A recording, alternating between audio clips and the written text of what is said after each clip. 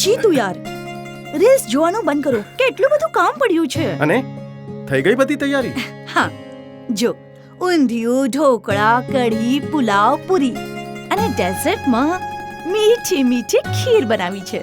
અરે વાહ, તે તો બહુ સરસ જમવાનું બનાવ્યું છે. આજે તો જલસા થઈ જશે. એ આવી ગયા. જય શ્રી કૃષ્ણ મમ્મી. જય શ્રી કૃષ્ણ પપ્પા. જય શ્રી જય શ્રી કૃષ્ણ. અરે વાહ જીતુ, તે ઘર તો બહુ સરસ બનાવ્યું છે. બસ પપ્પા, બધી કોમલની મહેનત છે. હાલે તારા માટે આ મમ્મી, ટિલ્ડા રેશમ, તમારા બંનેની જીવનની નવી શરૂઆત માટે.